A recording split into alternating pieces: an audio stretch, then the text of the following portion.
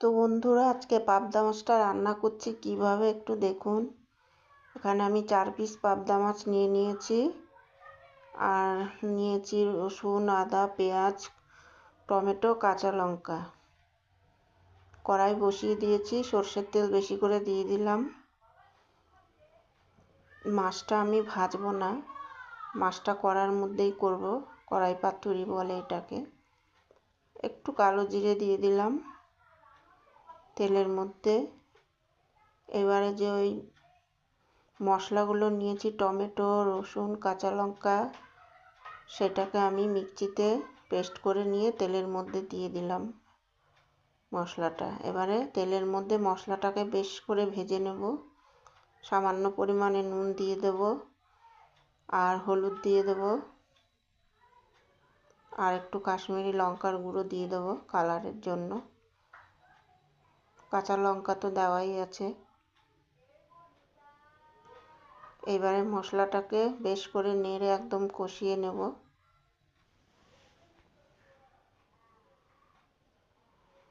তেলের মধ্যে একদম বেশ করে কষিয়ে নেব সময় নিয়ে।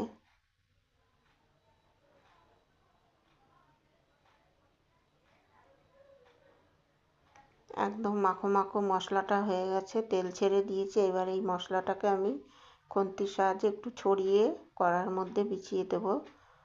এবারে এর মধ্যে আমি মাছগুলোকে একটা একটা করে পেতে দেব। মাছটা কাঁচাই রান্না হবে, ভাজবো না। কড়াইয়ের মধ্যে একদম টান টান করে রান্নাটা করব। এইবার ওই মশলা সমেতই মাছ আমি উল্টে দিলাম।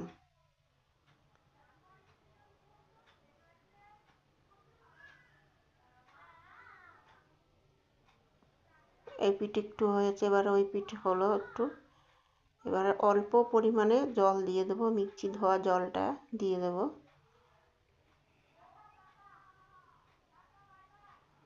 দিয়ে একটুখানি মাছটা হবে, ঢাকাটা দিয়ে দিয়েছিলাম।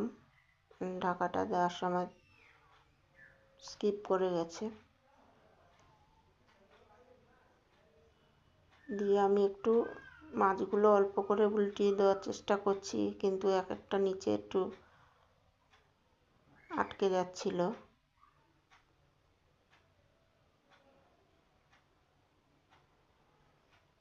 দিয়ে হয়েছে, অনেকটাই টান টান হয়ে গেছে। এবার ধনেপাতা দিয়ে দিলাম।